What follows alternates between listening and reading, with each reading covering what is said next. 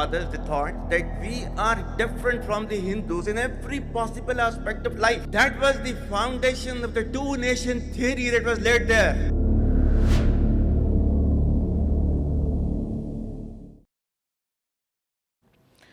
In Pakistan, the army does not serve the government serves the army. The world knows this. Their Prime Minister knows it too, that's Shehbaz Sharif. So the Pakistan Prime Minister really doesn't have much say. But he's trying to play both sides. Over the weekend, he made a public address at the passing out parade at the Pakistan Military Academy. And he said some conflicting things. First, Pakistan is calling for a neutral probe, a probe into what really happened in Kashmir. The recent tragedy in Pahalgam is yet another example of this perpetual blame game, which must come to a grinding halt. And now, continuing with its role as a responsible country, Pakistan is open to participate in any neutral, transparent, and credible investigation. Well, we can help with that. Here are the facts. What happened in Kashmir was a terrorist attack. 26 tourists were killed, and they were killed by Pakistani and Pak-backed terrorists. Yes, that saves some crucial time that Pakistan hopes to waste in the name of an investigation. But of course, Shehbaz Sharif did not stop there. And I think it's because he remembered where he was. The military academy in Abbottabad, with the steely eyes of the generals on his back. So he went back to the given script and indulged in some casual warmongering. Any attempt to stop, reduce, or divert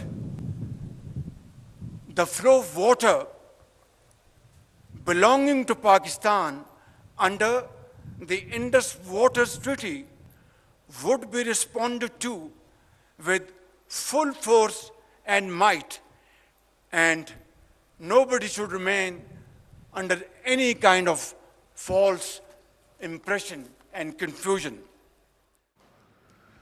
If you thought your situationship was giving mixed signals, you clearly haven't heard Shehbaz Sharif. What does the Pakistani Prime Minister really want?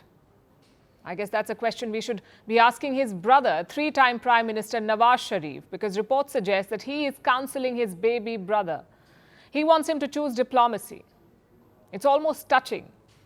Nawaz Sharif thinks or pretends that civilians still run the show. The fact is, every Pakistani government since 1947 has been a civilian government only in name. The army runs the country. So the real question is, what does the Pakistan army want? Does it want a war? Can it survive a war?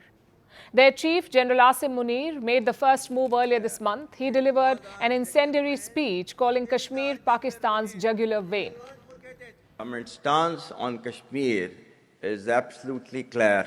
It was our jugular vein. It is our jugular vein. We will not forget it. And we will not leave our Kashmiri brethren in their heroic struggle, what they are waging against the Indian occupation. This was before the Pahalgam attack. Then over the weekend, he doubled down. Asim Munir was speaking at the same parade as Shehbaz Sharif, and he dusted off an old dangerous script, the two-nation theory. Munir said Hindus and Muslims could never live together in harmony, that they are fundamentally different. And here we were foolishly believing that the world had moved on from 1947. Remember, Asim Munir said the same thing before the Pahalgam attack too.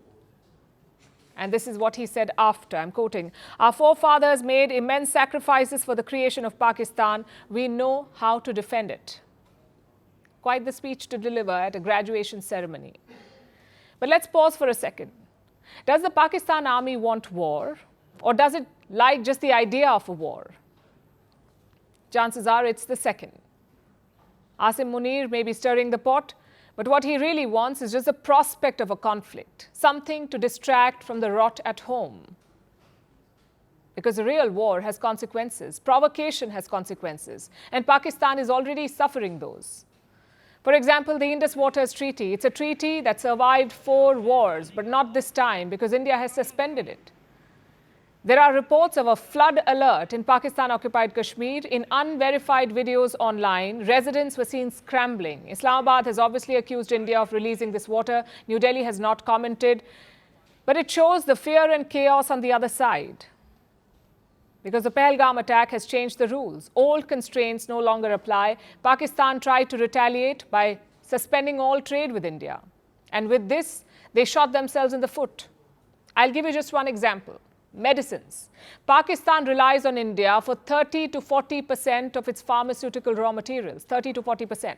They need this stuff to make crucial medicines, but now they've lost access and hurt their own medical supplies. Islamabad is now looking at contingency plans. Of course, the generals will still get the best hospitals. The politicians will still fly to London for checkups, but the ordinary Pakistanis won't have medicines. And that is the biggest tragedy. Their economy is imploding, inflation is gutting the middle class. Pakistan cannot afford a war. Ordinary citizens do not want a war. They want jobs, they want food, they want freedom from violence. They've been protesting against their army that has battered the country. And it's this army that wants conflict to secure its grip on power. Because generals do not lose jobs during wars, they become indispensable. So we say the enemy of Pakistan is not India. The real enemy is their army.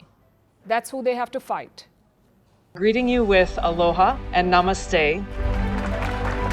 No, I love India. Presence, occupation of a territory by another country pertains to India. What we saw in Kashmir.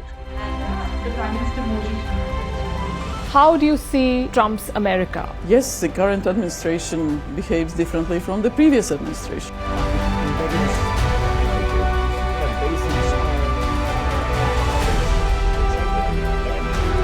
Are you saying that there are foreign powers who are trying to bring down the current government in Syria? Exactly. Bluntly, Iran, maybe Russia too. Prime Minister Modi committed to South-South, cooperation.